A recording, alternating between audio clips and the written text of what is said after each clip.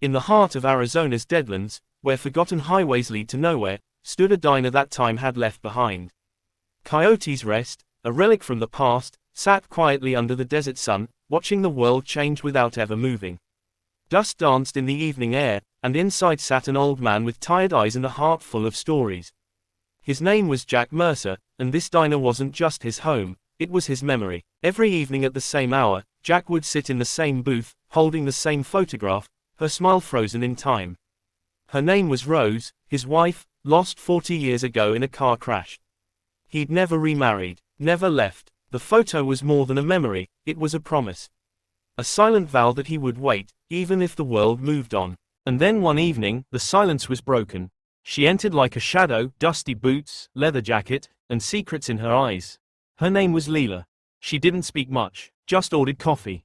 But Jack saw something in her, something broken, familiar, and dangerous. She was a mirror of who he used to be. Jack had seen enough in his life to know when someone was running.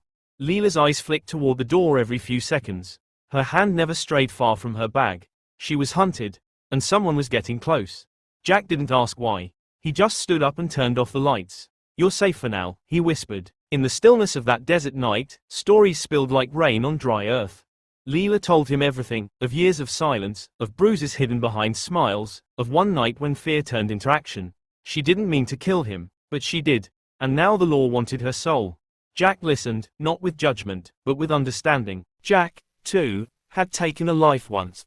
Not for survival, but for a country that forgot his name the moment he returned. He had buried friends, dreams, and a piece of himself in a jungle half a world away.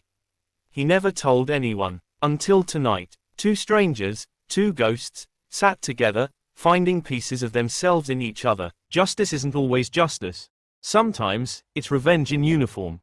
They had tracked her here, ready to finish what the system couldn't.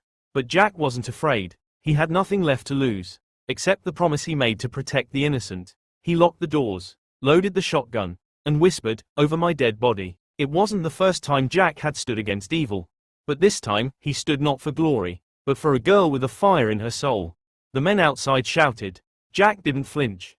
His voice cut through the air like a blade. "She's not the villain. You are." In that moment, he wasn't old. He was a warrior again. The battle ended not with victory, but with sacrifice. Jack had bought Leela one more day. One more chance to start over. As his life faded, he didn't see the blood. He saw Rose. Her smile. Her hand reaching out to him in the sunlight. The diner had seen its last light. But it wasn't darkness that followed. It was peace. Leela didn't run anymore. She drove forward, toward the unknown, toward hope. Jack had given her more than shelter. He gave her freedom, courage, and the belief that the past doesn't define the future. And as the desert wind carried her forward, so did his legacy. The road was long, but she wasn't alone anymore.